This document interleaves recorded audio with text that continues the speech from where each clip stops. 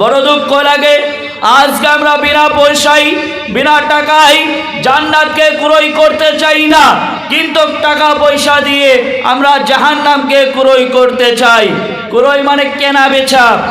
কিন্তু বড় দুঃখ লাগে আজকে ইসলাম সমাজ, মুসলমান সমাজ এত পিছিয়ে কিসের জন্য? আজকে মুসলমানদের ওপর অত্যাচারিত কিসের জন্য করা হচ্ছে সেটা আমরা চিন্তা ফিকির করি না। আজকে বাবরি মসজিদের মতন জায়গাতে আজকে কাফের বেদিনরা সেই বাবরি মসজিদের মতন জায়গাতে যেখানে মুসলমানরা হাজার হাজার বছর ইবাদত করেছেন, সেই সমস্ত জায়গাতে মন্দিরের উদ্বোধন করা হচ্ছে।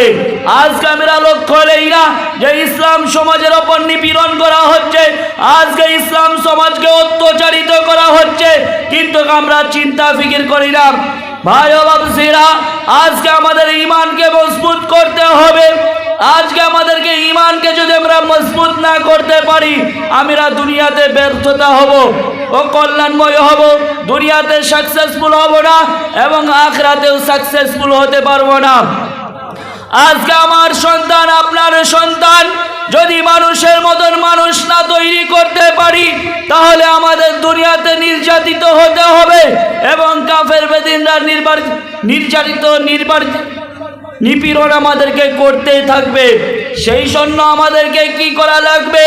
এই দাজ্জাল নামক ফিতনা থেকে, এই কাফের বেদিনদের অত্যাচারিত থেকে কি করা লাগবে? আমাদেরকে ঈমানদার হতে হবে, আমাদেরকে মুমিন ব্যক্তি হতে হবে, আমাদেরকে পরেজ মুত্তাকিন হতে হবে।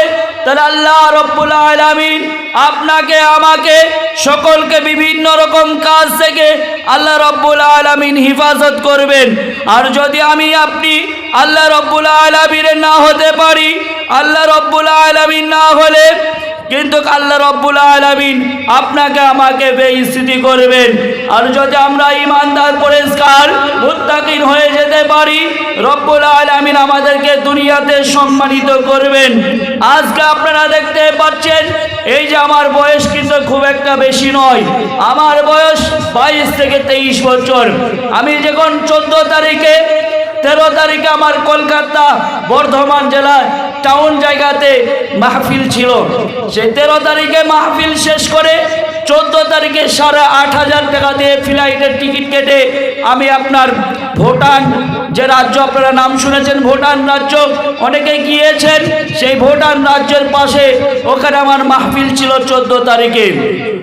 15 তারিখ গতকালকে আমার মাহফিল ছিল এই গোয়ালপাড়া যে ডিস্ট্রিক্ট আসামের, ওখানে মাহফিল ছিল। বাদশা ভাইরা, প্রতিদিনকে আমরা 2 ঘন্টা করে আলোচনা করি। আজকে ইসলাম সমাজ এত পিছিয়ে কেন? আজকে আমাদের সন্তানদেরকে মানুষের মতন মানুষ করতে হবে। আজকে আপনার সন্তান, আমার সন্তান শিক্ষায় পিছিয়ে থাকলে হবে না। সমাজকে উন্নতি করতে হলে, সমাজকে আগিয়ে নিয়ে যেতে হলে আমাদেরকে পড়াশোনা করে সন্তানকে মানুষের মতন মানুষ করতে হবে। সন্তানকে কিভাবে মানুষ করবেন? ইসলাম শিক্ষা দেয় কি? ইসলাম কিরকম ভাবে শিক্ষা দিয়েছে? আপনার সন্তানকে মানুষের মতন মানুষ কিভাবে তৈরি করবেন? আসুন কোরআন থেকে আমরা শুনে নিই। আল্লাহ রাব্বুল আলামিন বলেছেন, যখন আপনার সন্তানকে দুনিয়াতে ভূমিষ্ঠ হবে, তাকে আপনি সর্বপ্রথম সে দুনিয়াতে আসার পরে, আজকে আমরা অনেক বাহাদুরি করি, আজকে আমরা চিন্তা ফিকির করি না, আজকে আমরা কোথা থেকে আসলাম দুনিয়াতে। রব্বুল আলামিন আপনাকে আমাকে এত ভালোবেসে মানুষ করে পাঠিয়েছেন। আমাদেরকে তো পশু পাখি করে পাঠাতে পারতেন, আমাদেরকে অমানুষ করে পাঠাতে পারতেন, কুকুর ভেড়া ছাগল করে পাঠাতে পারতেন, কিন্তু রব্বুল আলামিন সেটা করেননি। আমাদেরকে কি করে পাঠিয়েছেন? শ্রেষ্ঠ মাখলুকাত করে তৈরি করেছেন, শ্রেষ্ঠ জীব হিসাবে তৈরি করেছেন।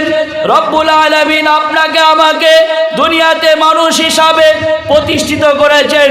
রব্বুল আলামিন আপনাকে আমাকে সম্মানিত করেছেন। সেই রব্বুল আলামিনের আমরা শুকরিয়া আদায় করতে পারি না। বড় কষ্ট লাগে, বড় দুঃখ লাগে, বড় বেদনা লাগে। আজকে ইসলাম দাবি করার পরেও আমরা ইসলাম ধর্মটাকে চিনতে পারলাম না।